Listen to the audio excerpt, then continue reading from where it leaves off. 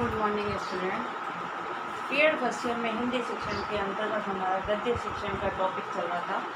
गद्य शिक्षण के क्षेत्र हमने कल की कक्षा में गद्य शिक्षण के क्षेत्र कर लिए थे। गद्य के सभी रूपों का अध्ययन अध्यापन मतलब गहन अध्ययननिष्ठ अध्यापन भी इसको हम कहते हैं, जिसमें लेखक या पाठक जो है अध्ययन जो है ध्यान लगाकर अध्ययन करके उसके बारे में मंथन करके विचार प्रस्तुत करता है।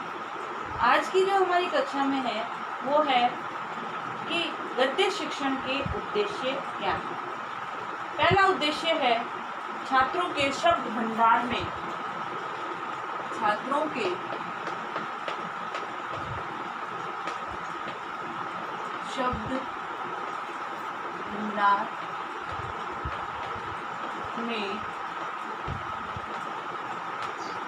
वृद्धि करना। कि गद्य शिक्षण के द्वारा बालक के शब्द भंडार में वृद्धि होती है।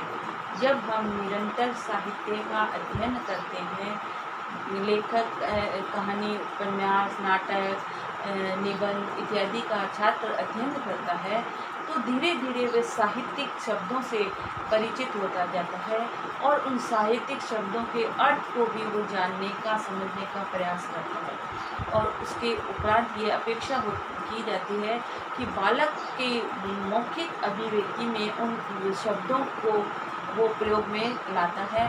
तो ये उसके द्वारा ये ज्ञात होता है कि बालक के शब्द भंडार में वृद्धि का एक सशक्त माध्यम जो है गद्य शिक्षण को माना गया है, जो बालक के शब्दों में, सामासिक शब्दों में को, व्याकरणिक शब्दों को, व्याकरण सम्मत शब्दों की उत्पत्ति को जानने और समझने का जो है इसके अंतर्गत जो है प्रयास करता है।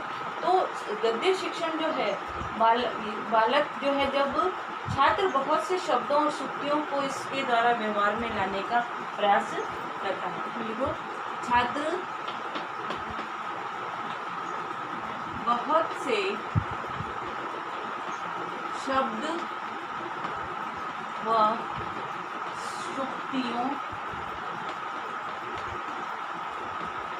को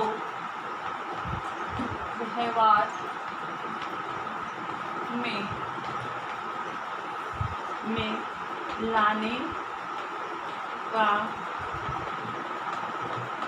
प्रयास करता है।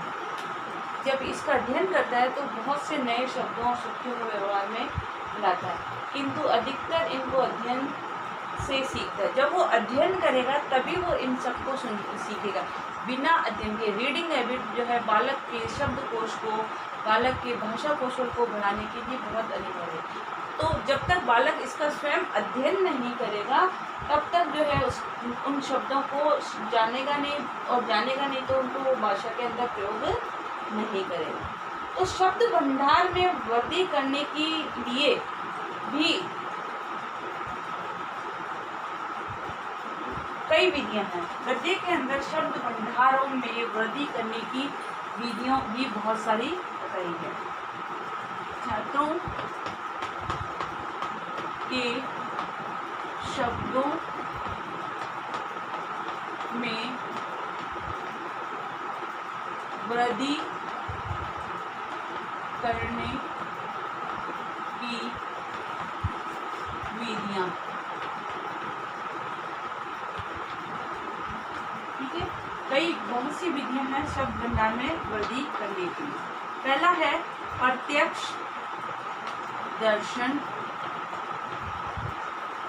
विधि, जिसमें किसी वस्तु को दिखाकर, ये क्या है बच्चा इसको नहीं जान रहा, जब मैं इसको हम बताएंगे कि ये चौक है, इसके द्वारा लिखा जाता है, तो बालक आगे इन फ्यूचर में इसको जब भी देखेगा तो उसको चौक नाम से ही संबोधित करेगा।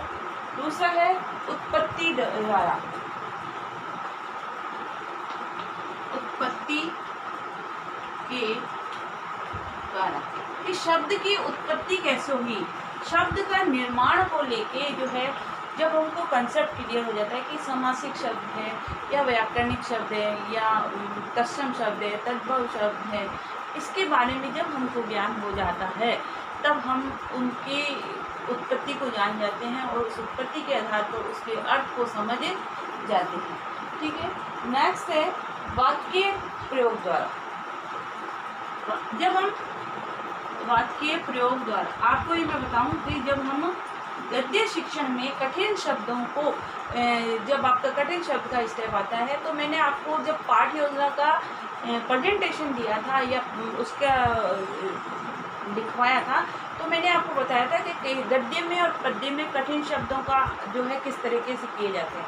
तो गद्य में हम जो है कठिन शब्द के अर्थ किन किन विधियों से निकाल सकते हैं, तो वो ये विधियां हैं जिनके द्वारा तो वाक्य में प्रयोग करके कभी कभी हम जो है किसी शब्द का वाक्य के अनुसार अर्थ निकलता है। जब हम उसको वाक्य में प्रयोग करते हैं तो उसका अर्थ हमको समझ आ जाता है और तुरंत हम उसका अर्थ बता देते हैं। तीसरा नेक्स्ट है खंड, शब्द खंड। चौथा है शब्द खंड के द्वारा। तो इसमें संधि, समास, उपसर्ग, प्रत्यय आदि जो भी व्याकरण है उसको सम्मिलित किया जाता है। संधि के द्वारा शब्द विद्या प्लस आल्य, तो दो शब्दों से मिलकर बना है। विद्या मतलब ज्ञान, आल्य वह स्थान जहाँ विद्या को ग्रहण किया जाता है, तो उसके अर्थ को बालक समझने का प्रयास करता है। और छठा है विलोम शब्द या पर्यायवाची। पांचवा है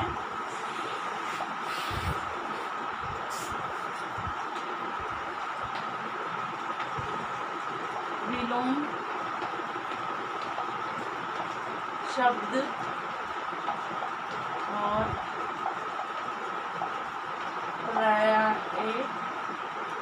पर्यायवाची। पर्यायवाची शब्द जो होते हैं ना, विलोम शब्द और पर्यायवाची शब्दों के माध्यम से हम जो है अर्थ निकलवाने का प्रयास करते हैं।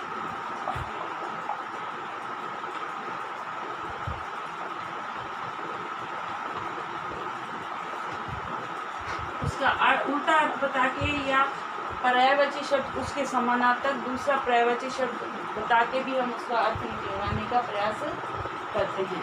नेक्स्ट है घटना के द्वारा। किसी घटना का वर्णन करके अर्थ निकलवाने का प्रयास करते हैं। और सातवां है उदाहरण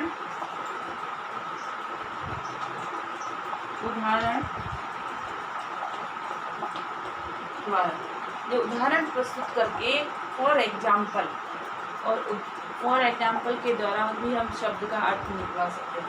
तो शब्द भंडार में वृद्धि के जो है ये निम्न विधियां बताई हैं जिसके द्वारा हम बालक से शब्द का अर्थ निकलवाने का प्रयास करते हैं। गद्य शिक्षण में जब काठिन्य निवारण किया जाता है तो काठिन्य निवारण जो है निम्न विधियों से जो अभी हमने लिखी हैं उन विधियों के माध्यम से बालक से अर्थ निकलवा कर उसको अर्थ शब्द के अर्थ से परिचित कराया जाता है।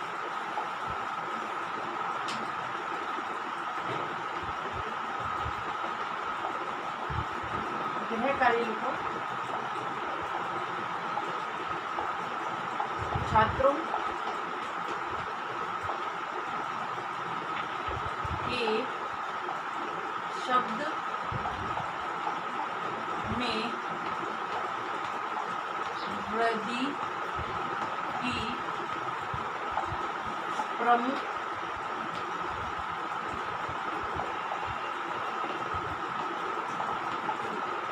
विधियां बताएंगे।